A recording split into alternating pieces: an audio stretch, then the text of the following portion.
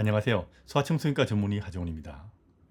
내 아이에게 모든 것을 아낌없이 주고 사랑이 넘치는 인생을 살게 해줘야만 한다고 생각하는 부모들이 제법 있습니다. 내 인생 살기도 바쁜데 돈 들이고 시간 들여서 아이 잘 키우는데 올인하느라고 정말 고생들이 많으십니다. 오늘은 아이에게 아낌없이 베풀어주는 것이 정말 좋기만 한 일일까 이 이야기입니다.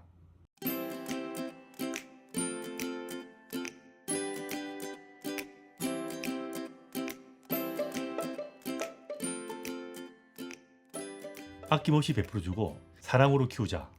말은 정말 좋은 말입니다. 그런데 이 말을 듣고 말 그대로 따라해서는 곤란합니다. 베풀고 사랑으로 키우는 것은 맞는데 항상 적당히 해야 한다는 것은 절대로 잊으시면 안 됩니다. 호의가 반복되면 권리처럼 생각한다는 말이 있습니다. 이건 육아에서도 마찬가지입니다. 아이에게 아낌없이 베풀면 부모가 아낌없이 베풀어줘서 아이가 정말 감사하게 생각할까요? 부모가 내 자신을 희생하면서까지 아이에게 베풀어주면 더 고마워할까요? 놀랍게도 이렇게 열심히 아이가 원하는 것을 다 들어주게 되면 아이들은 더 많은 것을 원하고요. 부모가 베풀어주는 것을 당연하게 생각하고 그게 기준이 되어서 나중에 부모가 힘들어서 더 들어줄 수 없으면 불만을 가지는 경우도 많습니다. 제 나이쯤 되면 이런 경우를 주위에서 드물지 않게 봅니다.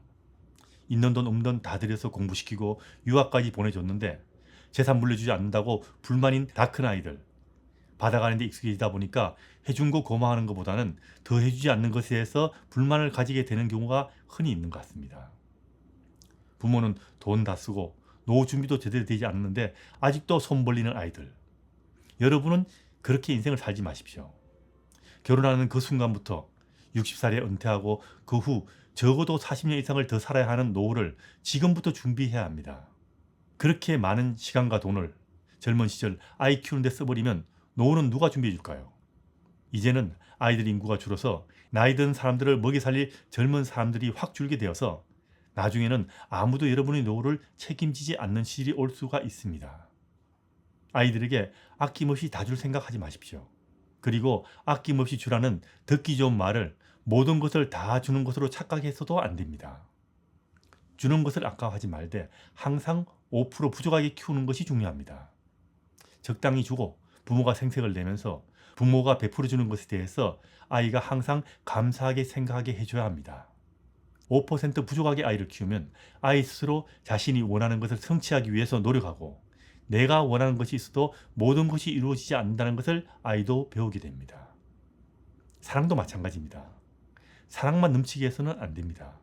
엑셀레터가 있으면 브레이크도 있듯이 아이에게는 부모의 사랑을 받을 권리도 있지만 가정에서 아이가 지켜야 할 의무도 있다는 것을 동시에 알게 해줘야 합니다.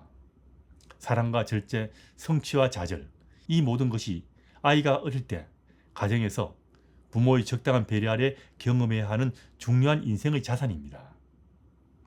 아이를 키우는 것은 부모의 일상에서 그리고 가정의 일상에서 아이를 키워야 한다는 것은 제가 여러 번 말씀드렸습니다.